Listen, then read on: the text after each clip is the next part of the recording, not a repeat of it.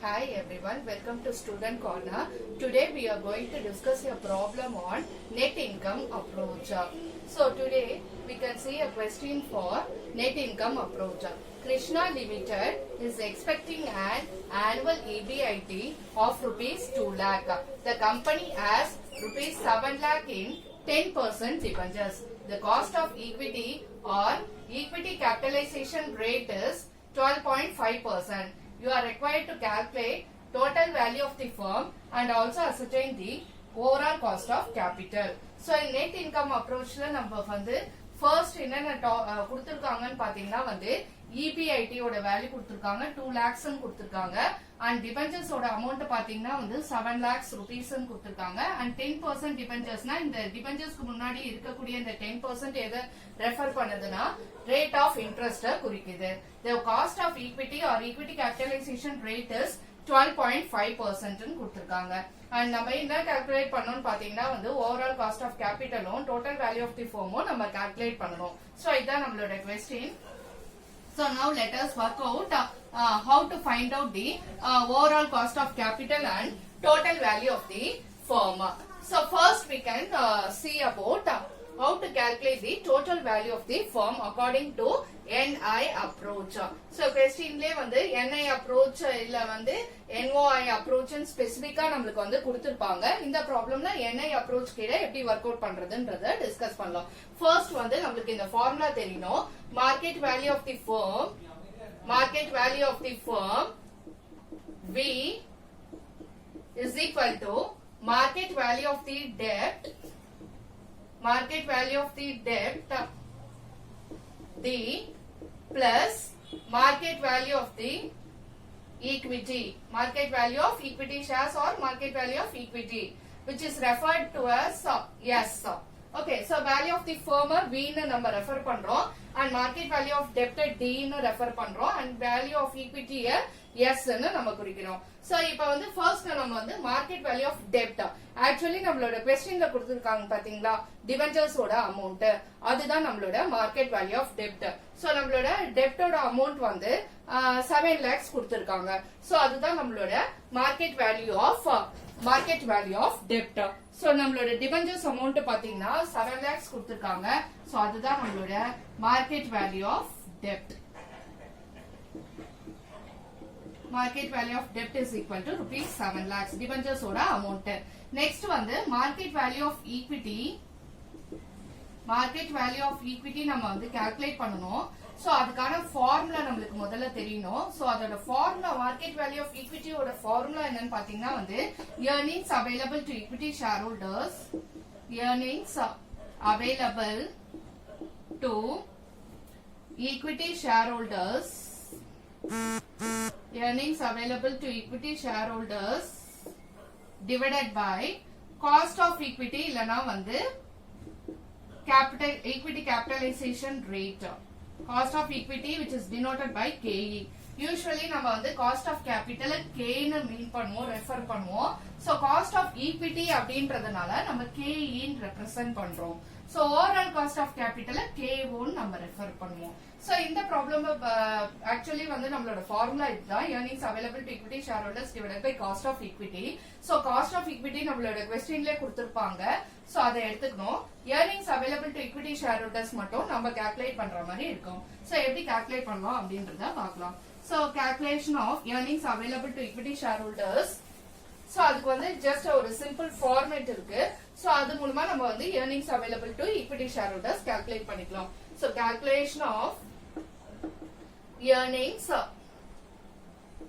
available to equity shareholders.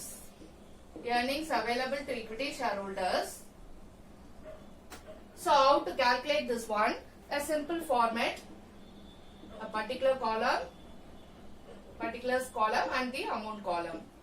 So particulars la பாத்தீங்கன்னா வந்து EBIT ஓட வேல்யூ, அதாவது EBITன்றது earnings before interest and tax. So இந்த earnings before interest and tax amount எவ்வளவு நம்மளோட questionல கொடுத்திருக்காங்களோ அதை just like that அந்த amount நம்ம வந்து இங்க fill பண்ணிக்கலாம். So நம்மளோட questionல வந்து rupees 2 lakhs நமக்கு கொடுத்திருக்காங்க. சோ அந்த EBIT அமௌண்ட்டை ஜஸ்ட் லைக் தட் அப்படியே எழுதிக்கோங்க. அடுத்தது இது EBIT ல இருந்து இன்ட்ரெஸ்ட் ஆன் டிபெஞ்சர்ஸ், இன்ட்ரெஸ்ட் நம்ம வந்து மைனஸ் பண்ணணும். இன்ட்ரெஸ்ட் வந்து ஆக்சுவலி நம்ம டிபெஞ்சர்ஸோட அமௌண்ட் பாத்தீங்கன்னா 7 lakhs அண்ட் இன்ட்ரெஸ்டோட ரேட் பாத்தீங்கன்னா 10% கொடுத்திருக்காங்க. So 10% rate of interest. So நம்மளோட क्वेश्चनல வந்து 10% டிபெஞ்சர்ஸ் கொடுத்திருக்காங்க. சோ அதுதான் இங்க rate of interest. 7 lakh into 10 by 100 போட்டீங்கன்னா 70,000 வருது. That is 1,30,000. சோ இந்த அமௌண்ட் பேர் என்னன்னா earnings available to equity shareholders. Actually in theories of capital structure NI approach there is no corporate taxes எதுவுமே கிடையாது. அண்ட் தென் ப்ரிஃபரன்ஸ் ஷேர்ஸும் கிடையாது. Preference shares இருந்தா நம்ம ப்ரிஃபரன்ஸ் டிவிடெண்டா வந்து மைனஸ் பண்ணிட்டு லாஸ்டா தான் இருக்கக்கூடிய ஏர்னிங்ஸ் வந்து ஈக்விட்டி ஷேர் ஹோல்டர்ஸ்க்கு யூஸ்வலா போய் சேரும். ஆனா NI அப்ரோச்சை பொறுத்த வரைக்கும் கார்பரேட் டாக்ஸஸ் கிடையாது அண்ட் ப்ரிஃபரன்ஸ் ஷேர்ஸும் நம்ம வந்து கன்சிடர் பண்ண போறது இல்ல. சோ அதனால ப்ரிஃபரன்ஸ் டிவிடெண்ட் நமக்கு கிடையாது. சோ அதனால வந்து EBIT ல இருந்து இன்ட்ரெஸ்ட் நம்ம மைனஸ் பண்ணோம்னா இருக்கக்கூடிய ஏர்னிங்ஸ் எல்லாமே வந்து it is going to the equity share holders. So this is the calculation of earnings available to equity shareholders. So இப்ப நம்ம வந்து இத கால்குலேட் பண்ணியாச்சு. நெக்ஸ்ட் வந்து straight away market value of ஈக்விட்டியை நம்ம வந்து கால்குலேட் பண்ணிக்கலாம். So market value of equity ஓட formula already we have written. So market value of equity, market value of debt already வந்து நம்ம எழுதியாச்சு. So இப்ப market value of equity ஓட formula, so earnings available to equity shareholders divided by cost of equity. Earnings available to equity shareholders just now நம்ம calculate பண்ணது. So rupees 1,30,000. Okay, so 1,30,000 and cost of equity பாத்தீங்கன்னா 12.5% நம்ம क्वेश्चनல கொடுத்திருக்காங்க. So 1,30,000 divided by 12.5%. So 12.5 divided by 100. So அந்த 100 இங்க போச்சுன்னா into 100 ஆகும். So இப்போ வந்து கால்குலேட்டர்ல போட்டு பாருங்க. Market value of equity 1,30,000 divided by 12.5 into 100 போட்டா எவ்வளவு வருதுன்றத கால்குலேட்டர்ல ஜஸ்ட் வந்து செக் அவுட் பண்ணுங்க. சோ செக் அவுட் பண்ணிட்டு வந்து மார்க்கெட் வேல்யூ ஆஃப் ஈக்விட்டியை வந்து எழுதுங்க. சோ நம்மளோட அமௌண்ட் பாத்தீங்கன்னா வந்து 10,40,000 வருது. சோ rupees 10,40,000ன்றது நம்மளோட market value of equity. So இப்ப மார்க்கெட் வேல்யூ ஆஃப் டெப்ட் நமக்கு தெரியும். சோ மார்க்கெட் வேல்யூ ஆஃப் ஈக்விட்டியும் கால்குலேட் பண்ணியாச்சு. So market value of the firm வந்து அகைன் அது ஃபார்முலா என்ன, V is equal to D plus S. D ன்றது மார்க்கெட் வேல்யூ ஆஃப் டெப்ட், மார்க்கெட் வேல்யூ ஆஃப் டெப்ட்ன்றது D and market value of ஈக்விட்டின்றது S.